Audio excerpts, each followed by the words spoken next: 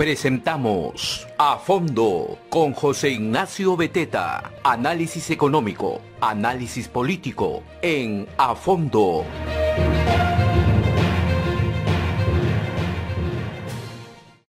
¿Qué tal? ¿Cómo están? Soy José Ignacio Beteta, conductor de A Fondo, presidente de la Asociación de Contribuyentes del Perú. No se entendía muy bien cómo el señor Castillo, después de haber desactivado, entre comillas, dos bombas como el señor Bellido y el señor Maraví, ¿no? Personajes que complicaban el contexto del debate político, que eran muy agresivos, que generaban demasiada polémica en la coyuntura, digamos, y en el Estado, en las relaciones con el Estado, en vez de dar señales claras de que podría deslindar de estos grupos radicales, de Cerrón y otros grupos más, que no necesariamente están vinculados a Cerrón, sino son grupos radicales que han estado ahí latentes y que ahora tienen acceso al poder. En vez de hacer un deslinde claro de estas posturas, de estos movimientos, y después de haber desactivado dos problemas graves como Bellido y Maraví, ahora tenemos un gabinete con otros dos problemas graves, que son el señor Barranzuela y el señor Gallardo. El señor Barranzuela con el beneficio de la duda, pero definitivamente, ¿no es cierto?, vinculado, involucrado a los casos de los dinámicos del centro, de Cerrón, Bellido y varios otros integrantes de Perú Libre. Pero el caso del señor Gallardo sí llama la atención, pues, que haya sido elegido ministro otra vez, recordándonos como algo así como la elección del señor Béjar, ¿no?, del señor Héctor Béjar, un tipo, digamos, que ya no tendría por qué ocupar un cargo público de esa naturaleza, no tiene las capacidades para hacerlo, además con un pasado oscuro, pero ya esta es una lista de 6, 7 ministros, ojo, en menos de 70 días, nunca ha ocurrido esto en la historia del Perú, por lo menos después del terrorismo, en los últimos 30 años, amigos y amigas, nunca hemos tenido un gobierno que en menos de 70 días nos ponga 7 ministros o 6, 7 ministros que tengan vínculos con el terrorismo. Y para hablar de esto y para hacer un poco la contabilidad, ¿no es cierto?, y recapitular, porque esto no se puede olvidar, uno no puede normalizar esta situación, tenemos con nosotros un invitado muy especial, que es el señor Fernando Rospigliosi, quien ha sido ministro del Interior, es un especialista en políticas públicas vinculadas a seguridad, a inteligencia, y que está hoy día con nosotros. Fernando, muy buenos días, ¿cómo estás? Buenos días, José Ignacio. Hemos normalizado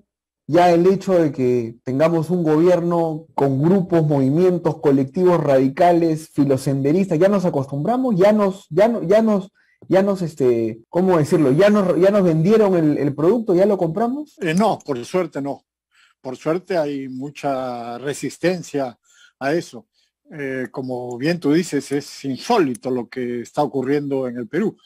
Pero el problema fundamental, pues, es Castillo, ¿no? No es verdad que el problema sea uno u otro ministro, porque finalmente quien pone a los ministros es Castillo, aunque naturalmente siempre en alianza con Cerrón y con todos los grupos que están ahí en este momento en el gobierno.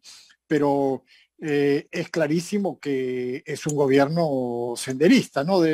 Básicamente del Sendero Luminoso de Abimael Guzmán, que abandonó las acciones terroristas el año 93, pero también tienen vínculos con los terroristas de El Braen por el lado de Cerrón, ¿no? Según las acusaciones que hay de la Fiscalía en este momento. Ahora bien,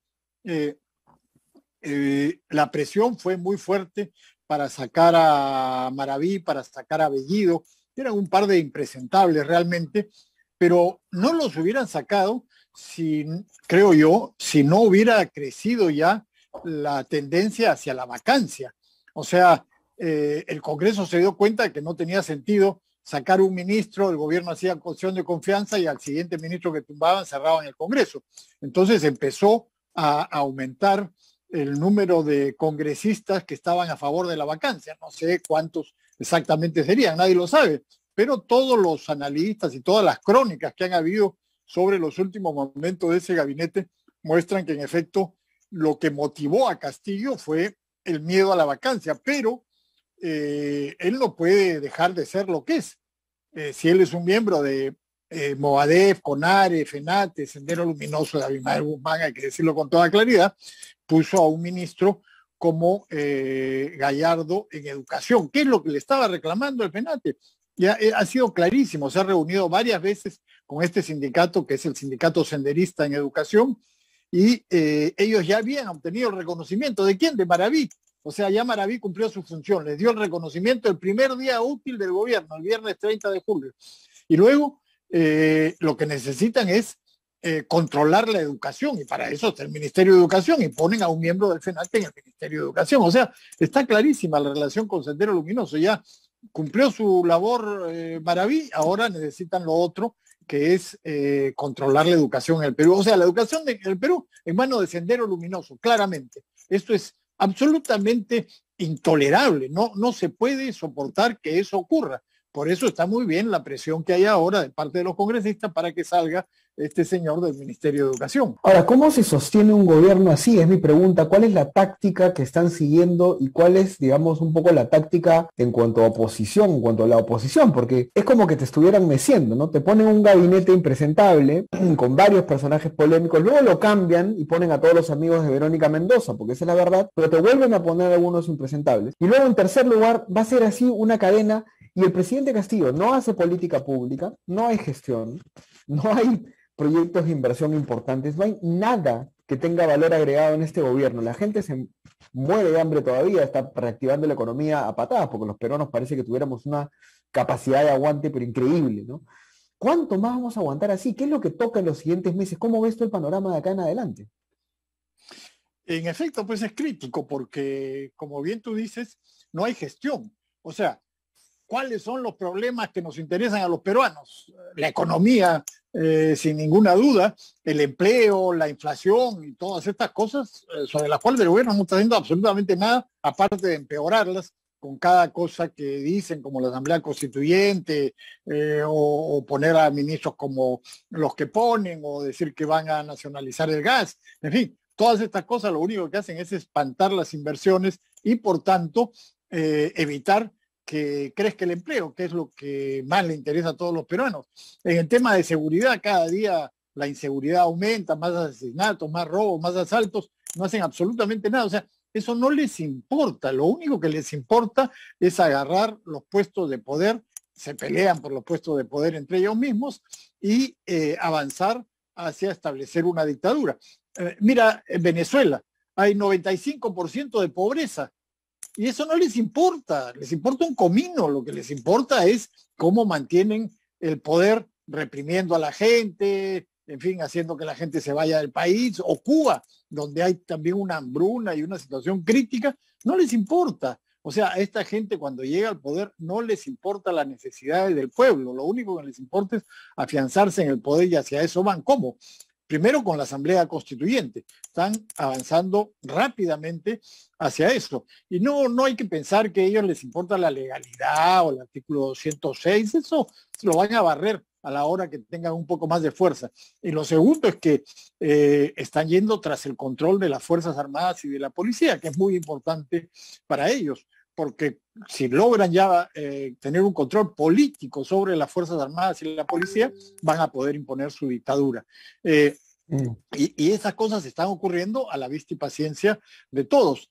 Y lo otro, lo que han hecho en el Ministerio del Interior es increíble. Poner a un sujeto como ese que tiene más de 150 sanciones, que fue expulsado de la policía y regresó, porque hay jueces que regresan pues a los malos policías a la institución. Es una humillación para la policía. Esto es parte del control de la policía. Están humillando a la policía. ¿Qué ejemplo le va a dar un individuo con 150 sanciones, con 800 días de arresto, habiendo sido expulsado, que no pudo pasar los exámenes de ascenso? ¿Qué ejemplo da para la policía? O sea, los sinvergüenzas son los que llegan al poder. Ese es el ejemplo que está dando para la policía. Y además, un individuo vinculado al narcotráfico, claramente. Ha estado con Bermejo en el BRAE, a favor de la hoja de coca ilegal, que la hoja de coca ilegal va 100% para el narcotráfico, y es la inmensa mayoría de los cultivos de coca. O sea, la principal amenaza a la seguridad nacional que tiene el país, no desde ahora, sino ya desde hace bastante tiempo, es el narcotráfico. Esa es la principal amenaza a la seguridad nacional. Y ponen a un individuo que está a favor del narcotráfico en el Ministerio del Interior. Entonces ya es el colmo. Ahora, pero vamos por partes. Has mencionado 3 temas importantes. Número 1, Asamblea Constituyente. Número 2, Fuerzas Armadas. Y número 2, narcotráfico grave. A ver. Y hay un problema grave acá, comunicacional, porque si bien es cierto uno ve estos elementos salpicados por ahí por la prensa, tiendo a pensar que la prensa está mirando a otro lado, o está mirando como siempre una mirada pues de política de Palacio de Gobierno, pensando pues en las leyes del Congreso. O sea, no están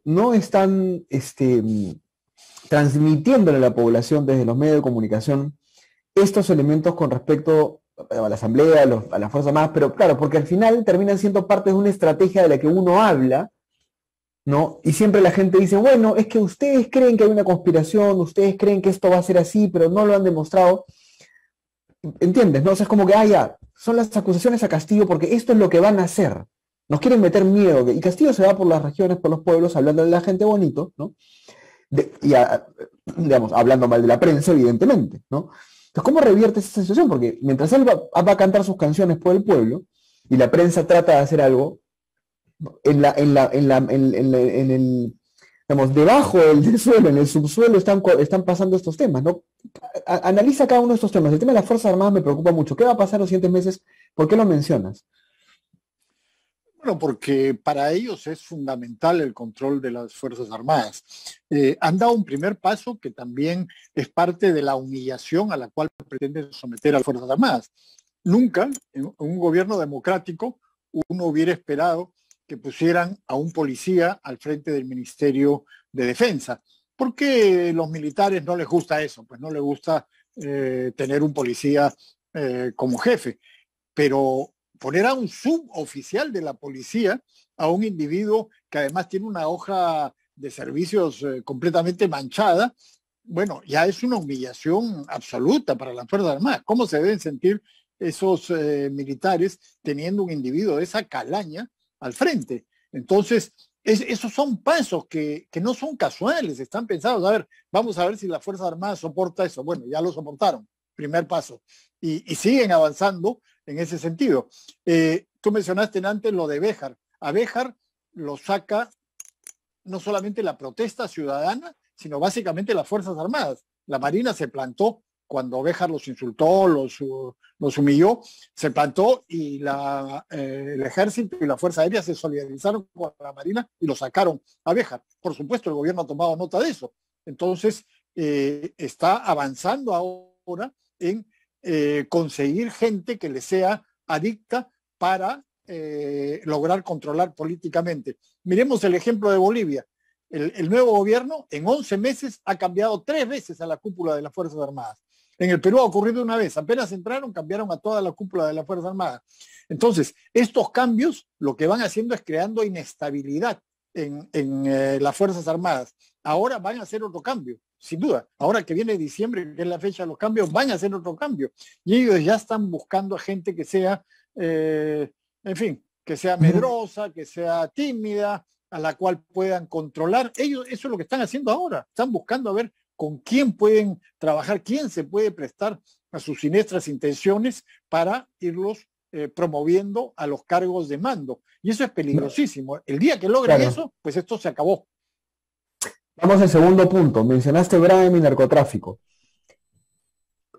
Cerrón definitivamente tiene, pues, o sea, más chicharrones pues, que doña Paulina, digamos. O sea, el hombre tiene todos los chicharrones ahí en línea de plata, de coimas, cupos, vínculos extraños. Pero volvemos a lo mismo. Ahora tienen diarios chichas, tienen radios, tienen operadores en regiones.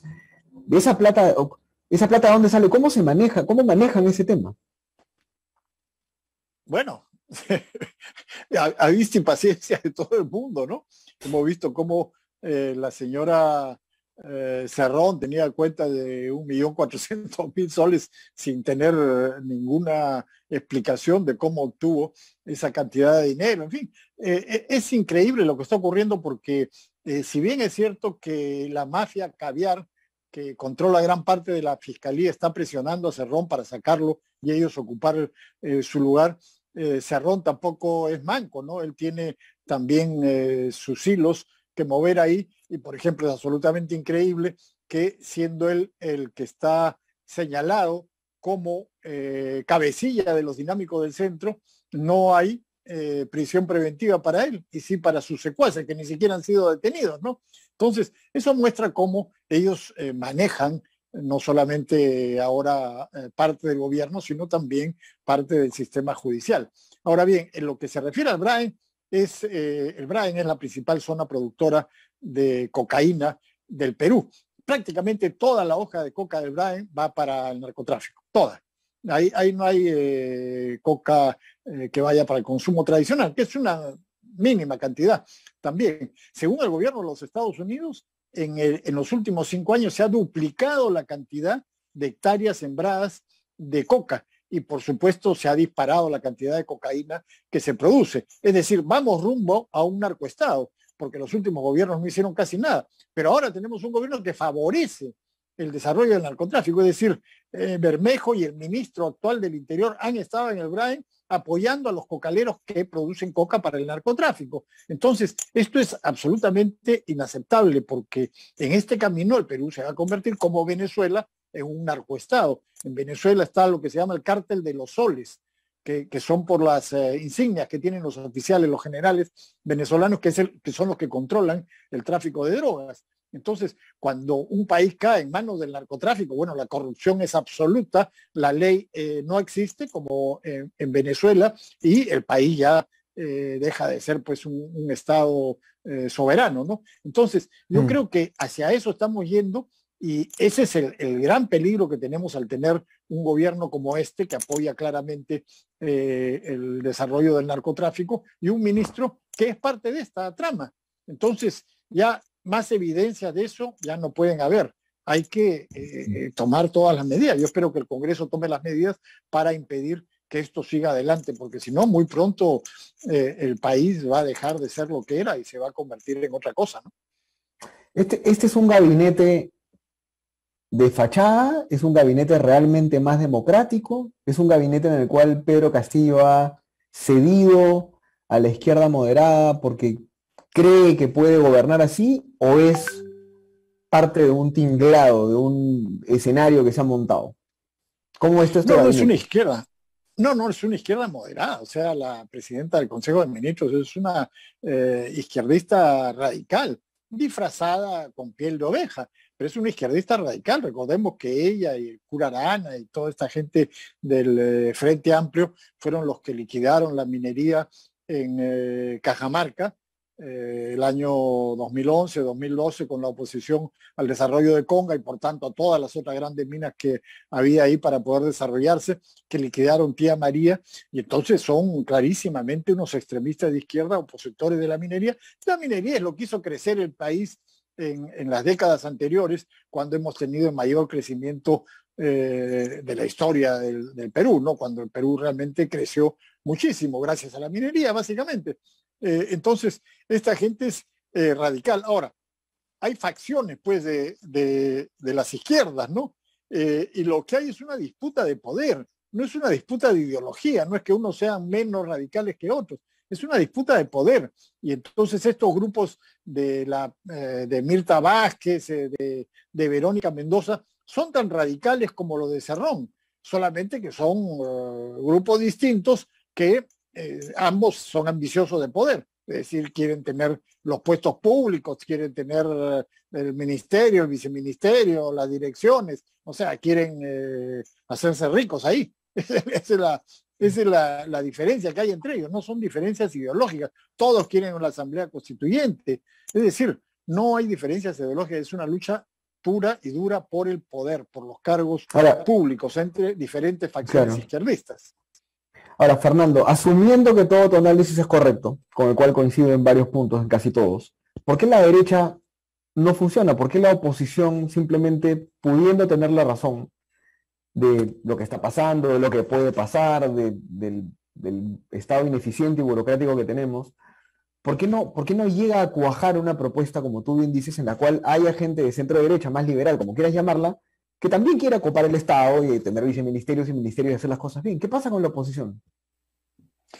Bueno, es que pasan cosas similares a las que ocurren en la izquierda. O sea, hay una división que increíblemente no ha podido superarse, ¿no? O sea, es natural que existan diferentes grupos y partidos, pero en una situación tan grave para el país, lo elemental hubiera sido que tengan niveles de coordinación y de unidad mucho más fuertes de los que hay ahora. Pero desgraciadamente eso no está sucediendo en este momento. Es decir, hay coordinaciones en el Congreso y estamos viendo eso está bien, pero no hay el nivel de coordinación y de unidad que debería tenerse en una situación tan grave para el país. También se están peleando, pues ya están mirando las elecciones regionales y municipales del próximo año, como si fueran a haber elecciones limpias el próximo año, si es que esta gente sigue en el poder. Obviamente eso no va a ocurrir, ¿no? Pero hay ese tipo de disputas, hay personalismos, hay gente que quiere sobresalir sobre los otros. Bueno, desgraciadamente esa es una situación que está impidiendo que se avance. Y hay una falta de entendimiento de la situación. Por ejemplo, en el Congreso, no todos, pero sí algunos congresistas de la oposición creen que pueden sobrevivir junto a este gobierno. Y eso es imposible. Este gobierno va a liquidar el Congreso de todas maneras. Los comunistas no pueden tolerar que haya un Congreso en el cual ellos no tienen mayoría. Y acá, si bien este es un Congreso que no les hace demasiados problemas, les aprobó el gabinete Bellido, no ha censurado a ningún ministro, pero es un Congreso en el cual ellos no tienen mayoría y no pueden hacer lo que les da la gana. Entonces, lo van a liquidar y no se están dando cuenta de eso y por eso actúan creyendo que con buenos modales con el gobierno van a poder sobrevivir. Eso no es así. Entonces, hay, en síntesis, disputas internas, personalismos y, en parte de la oposición, falta de entendimiento de cuál es realmente la situación que vivimos y cuál es la gravedad de la situación que vivimos. La de cierre.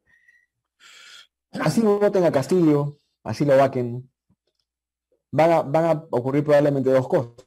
La calidad de los partidos políticos sigue siendo la misma, por lo tanto, el siguiente candidato va a ser probablemente igual de desastroso que Castillo. Y segundo, hay bolsones grandes de la población que, como te digo, por falta de información, por descrédito de la prensa o por lo que sea, siguen manteniendo niveles de aprobación de Castillo de 50, 55, 60% en algunas regiones del país. Vacar a Castillo es una solución que también trae consecuencias que no vamos a poder manejar. No, yo creo que es perfectamente manejable eso. O sea, es verdad lo que tú dices, que hay todavía gente que la respalda. Cada vez menos, creo yo, porque la situación se está deteriorando y está claro pues que es un gobierno absolutamente inepto, incapaz y que no se preocupa de la situación de la gente. O sea, eso cada día que pasa va empeorando la situación y ellos lo saben y por eso están apresurándose para tomar completamente el poder. Entonces, yo creo que es perfectamente manejable. Ahora, ¿qué es un riesgo? Sí, claro que es un riesgo. Eso es indudable. No se puede decir se le va que ya todos los problemas se resolvieron. No. La cosa se pondría difícil, pero yo creo que es la mejor opción o la menos mala de las opciones, porque la otra es desastrosa. Con lo otro vamos directamente al desastre, y eso no hay ninguna duda, porque es un gobierno absolutamente incapaz, corrupto. O sea, no van a resolver los problemas del país, ninguno de los problemas del país. Entonces yo creo que la única opción es vacarlo, pero tampoco hay que creer que va a ser un lecho de rosas y que las cosas se van a resolver. No, es un riesgo también, eso hay que admitirlo, pero es la única solución que tenemos por delante. De acuerdo, claro, digamos, es como dejar que nos maten lentamente o simplemente tirarnos por la ventana de la casa a ver qué pasa, digamos, ¿no? Es como se te está quemando la casa, te tienes que salir corriendo, tienes que tirar por la ventana, ya verás qué pasa después, ¿no? Pero te tiras y rompes el vidrio. Ojalá que caigas en un colchón. Si caes en un colchón bien, y si caes en las espinas y en la vereda, no sé, en el carro, ya pues ya verás. Pero bueno, gracias Fernando por estar con nosotros. Ha sido un gusto conversar contigo. Gracias, José Ignacio. Hasta luego. Muy bien, ha sido Fernando Rospigliosi, ex ministro del Interior y también especialista en políticas públicas en temas de seguridad e inteligencia. Y es un dilema, ¿no? El dilema psicológico que atraviesan los peruanos hoy día, muchos peruanos, debe ser el siguiente, y con esto termino, nos dicen, a ver, este gobierno de verdad es muy malo. Todos los ministros, funcionarios que ponen, casi todos, no todos, muchos, son muy malos, incapaces, improvisados. Este gabinete es un misterio porque daría la impresión de que va a ser mejor, pero no lo sabemos. Tenemos 70 días en esta mecedora. Todo apunta a que nos va a ir peor, pero todavía no estamos en esa situación. O sea, tienes el humo en la casa, el cortocircuito, la cocina está que se prende, pero todavía no te estás quemando. Entonces dices, ¿abandono mi casa o trato de apagar el incendio? Y muchos peruanos están en esa situación.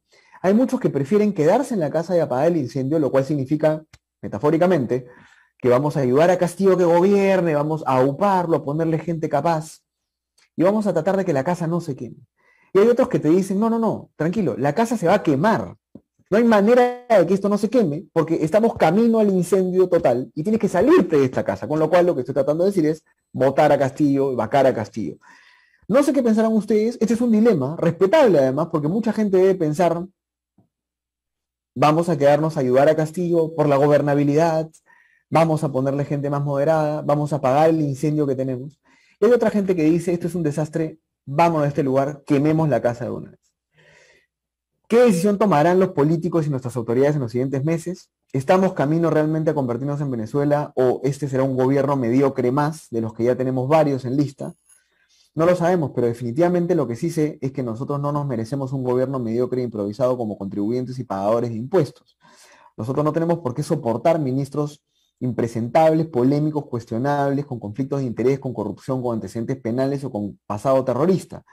Nosotros no tenemos por qué aceptar tampoco, ¿no es cierto?, ministros efectivamente de izquierda supuestamente moderada, progresista, que no hagan nada por la informalidad, por la pobreza, por los proyectos de inversión, por la economía, y se la pasen hablando de problemas de quinto piso, ¿no es cierto?, como si estuviéramos en Holanda, en Dinamarca o en Suecia. No nos merecemos tampoco esa gente que accede al poder cómodamente para poner una agenda progresista cuando eso no es lo que es prioritario para el país. No nos merecemos un país mediocre, y espero que ustedes también crean eso. Entonces, si no nos merecemos un país mediocre, ya sea ahorita, o ya sea en algunos meses, o en las próximas elecciones, por favor tomemos conciencia de que estos políticos que tenemos hoy día acá, que son los mismos de siempre, porque Castillo y compañía son los mismos políticos de siempre. Muchas gracias, nos vemos el día de mañana otra vez en A Fondo. Soy José Ignacio Beteta, cuídense mucho, que les vaya bien. Adiós. Hemos presentado A Fondo con José Ignacio Beteta.